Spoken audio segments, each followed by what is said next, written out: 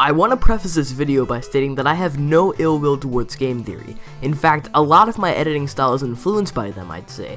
I just want to add a better ending to the theory MatPat started about W.D Gaster, as I feel like there's a much better way to wrap up the answer rather than concluding that Sans and Papyrus are the two halves of Gaster. So before you blindly rage, leave a dislike and leave a hate comment because those do so much, please stop for a minute and ask yourself, why are my parents letting me use the internet?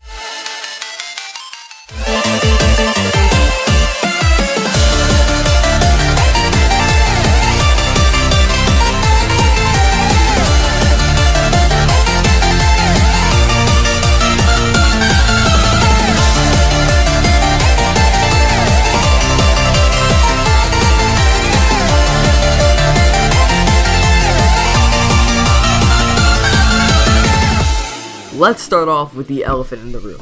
What is Gaster, and in my opinion, the true identity of the guy? As most of you know, MatPat explained that Sans and Papyrus were the result of Gaster being shattered into time and space, and he went through a really cool analysis about sides of brains, but that's beside the point. His major reasons for this conclusion were that Gaster fell into the determination machine, Sans and Papyrus were both trying to get him back, and that most importantly, Gaster was in fact both Sans and Papyrus. However, I beg to differ, because when you step back and look at what MatPat showed in another perspective, it shows a completely different outcome that has an equal amount of explaining to do. So what if I told you that Gaster is omnipresent? Let me explain. Let's go back to MatPat's theory, where he stated that Gaster didn't get splattered across the quantum physics using the core, but instead using the determination injector. This is the one key detail I think he got wrong, and for multiple reasons. Whenever Gaster's death is mentioned, it's widely accepted that every detail from Gaster's followers can be put together to form a cohesive explanation. Gaster Follower 1 states that he fell into his creation, and while it is never specified, I think it's probably more than a coincidence that the same person who gives us this information is the same person to tell us that Gaster was the one who created the core, literally 2 lines before. That's a pretty oddly specific detail, and I don't think that can be exchanged for the true lab theory, especially considering the properties of the core itself. Alfie states that the core is the source of all power for the underground. It converts geothermal energy into magical electricity. If Gaster fell into this, he would have quite literally been shattered everywhere. Not to mention that if someone fell into a giant vat of lava, they would look pretty melted as Gaster does. So now that we know all this, where exactly does all this lead? One way or another, through getting turned into magic electricity, Gaster is shattered across space and time. Through this, and another key fact, we can easily discover the not-so-secret identity of our favorite sign-languaging skeleton. Let's go back to the Gaster followers, number 1 and 3 to be exact. After stating his dialogue, number 3 states that it's rude to talk about someone who's listening, implying that Gaster can hear their conversation. While this is a huge piece of evidence supporting that Gaster is omnipresent, there's also an even bigger detail that's often overlooked. At the end of number 1's dialogue, he wonders if Alfie's will end up the same way as Gaster.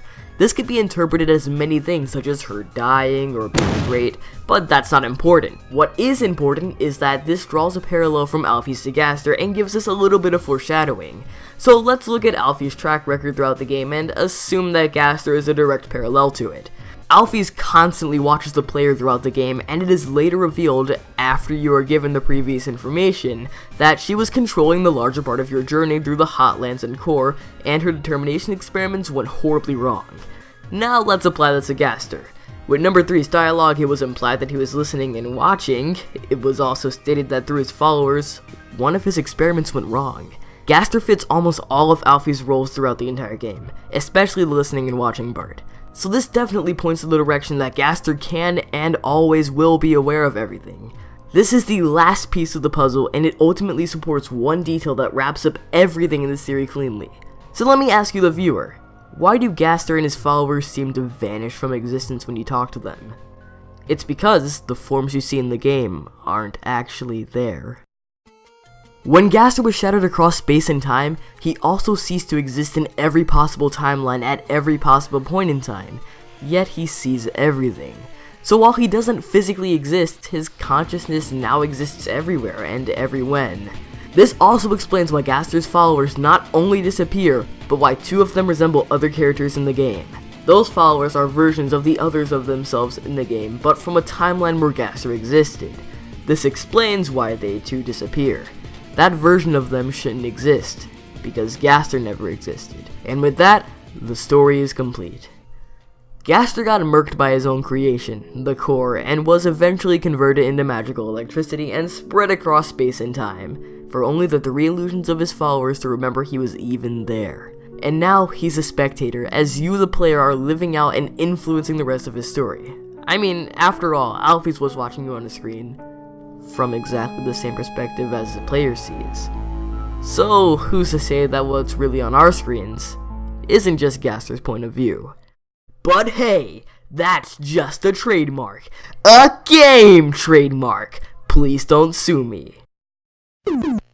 Hey guys, I hope you enjoyed this video, but before we get on with the usual closer, I have a question. So I've noticed a drop in views and subs, and I'm just wondering what you guys would be interested in me making more of. Maybe so I can finally get past 690 subs for once.